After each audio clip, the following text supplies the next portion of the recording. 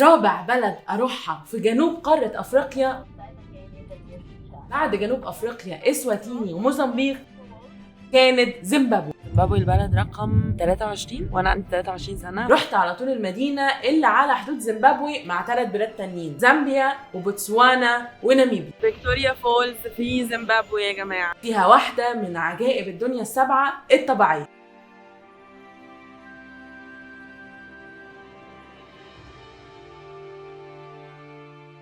شلالات فيكتوريا أو فيكتوريا فولز اللي اتسمت على اسم المرحومة الملكة البيضاء ملكة بريطانيا عن طريق أول راجل أوروبي أبيض اكتشف الشلالات دي، ديفيد ليفينغستون، واللي أصلا قبيلة الكولولو اللي هم أصحاب المنطقة اللي عايشين وبيستحموا في الشلال ده من آلاف السنين كانوا مسمينه اسم تاني خالص، كانوا مسمينه موسي أو تونيا، يعني الدخان الذي يرعد. جه بقى ليفينغستون كده بيسأل الشلال ده اسمه إيه؟ موسي أو تونيا. الشلال ده دلوقتي بقى اسمه فيكتوريا. قبل ما اوريها لكم خليني احكي لكم القصه من الاول. خطتي كانت اصلا وانا في موزمبيق ان اروح زيمبابوي بري، وفعلا بدات ادور واسال على باص ولا ميكروباص في مابوتو رايح زيمبابوي. ايه ده، تجي القاهره لما بتمطر ولا ايه؟ زيمبابوي يا اسطى محطه رمسيس خالص. اضطريت للاسف اطير لزيمبابوي بدل الباص، مع اني كنت مرتبه ان انا اروح بالباص، بس للاسف لقيت الخيارات كلها مش دايركت، وهضطر ابيت في مدينه على الحدود ليله واصحى تاني يوم اخد باص كمل على زيمبابوي لفيكتوريا فولز. وكنت هعمل كده بس ما لقيتش اي مكان ابات فيه هناك، فكنسلت بقى رحلتي دي خالص وقررت احجز تذكره طيران اللي كانت ب $290. هنا في انواع مختلفه من الفيز اللي ممكن ناخدها في زيمبابوي. في كذا فيزا اللي هي بتبقى زامبيا وزيمبابوي مع بعض، في فيزا تانية في زامبيا وزيمبابوي وبوتسوانا.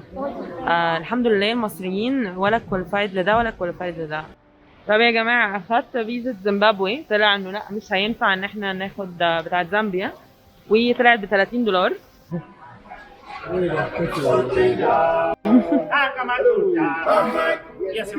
ايوه ثانك يو. طب للاسف ما كانش فيه اي باصات او مواصلات عامه يعني زي ما كنت متخيله، والطريقه الوحيده اللي نروح بيها وسط البلد هي تاكسي. فبدانا $30 وبعدين وصلت $15 عشان بصراحه البادجت يعني في موزمبيق وفي طياره وكل الحاجات دي بقى راحت خالص. Thank you so much.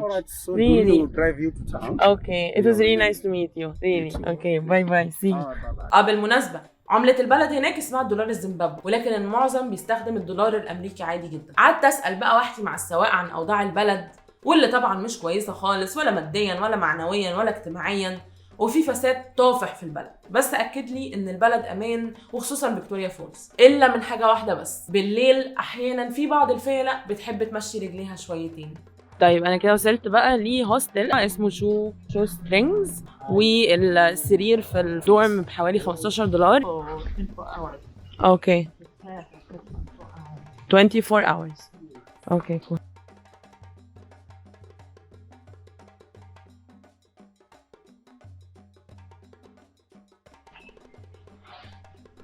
احلى حاجه فيه كانت تشيكن، المعزه بتاعتهم. الهوستل كان لذيذ قوي بصراحه، وقابلت فيه ناس كتيره، ورحنا مع بعض قريه هناك بعيدة عن الأماكن السياحية مع إمبالا جيست أند أدفنتشر فارم. دي مزرعة وإيجنسي بتنظم رحلات وأكتيفيتيز هناك، ودعوني للقرية دي عشان أصور وأنقل التجربة ليكم. قابلت ألفيس امبارح بالصدفة وانا بتمشى، طلع ان هو عنده شركه سياحه، وقال ان هو دايما بيعمل حاجات بيحاول ينقل التجربه بتاعه البلد نفسها للناس، غير الحاجات السياحيه اللي انا شفتها باقي شركات السياحه. لسه واصلين بقى القريه بتاعته. Is it very chilly? No. Yeah, of course.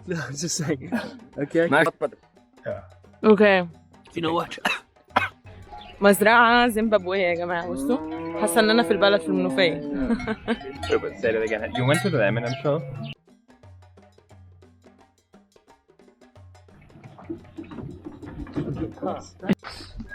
What's up, going? When we do have a chance to we make everything ready for them. ده مكان الضيوف. رحنا عشان نتعرف على طريقة معيشة الناس هناك. حتى الكراسي هم اللي عاملينها، شايفين عاملة ازاي؟ تحفة. كله طبعا بيزرع أكله وبيربي حيواناته وبيعمل كل حاجة بنفسه. الوفيرا. واللي انا فيه ده بيت عيله كامل بتاع 3 اجيال كده، او ممكن نقول عليه قريه صغيره متكامله.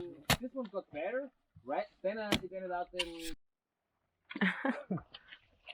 Pumpkin. Würde beobachtet. Aber nutzt die das Doko, hä? Gib more. Hey.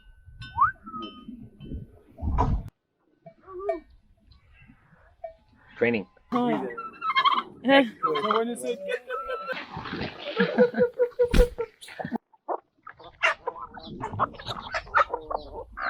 ذبحوا لنا فراخ وطبخوا معاها خضار اللي رحنا جبناه بنفسنا من مزرعتهم.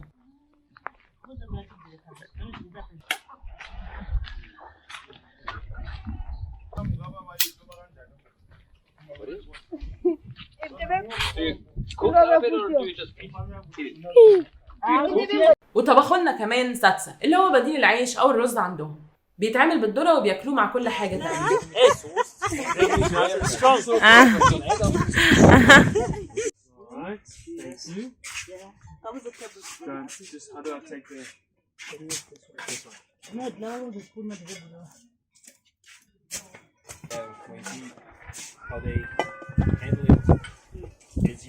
طب يا جماعة هنا في ساستا وفراخ وسبانخ بالتشيلي والحاجات اللي احنا جبناها، المفروض حراقة شوية. يا ميتو Cheeky chili.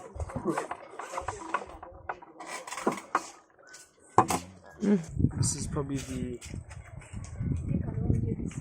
Not too sure. It's like papaya I think or no سوجيني. الأكل كان تحفة يا جماعة، طبعا اتنسف كل حاجة. احنا المفروض دلوقتي رايحين بنعمل هايك صغير كده،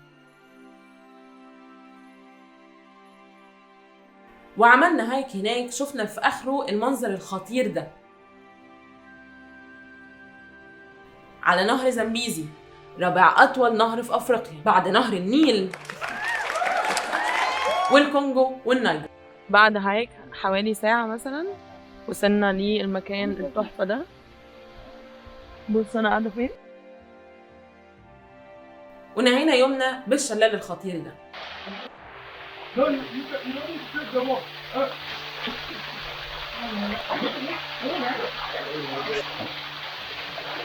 واو تحفة تحفة.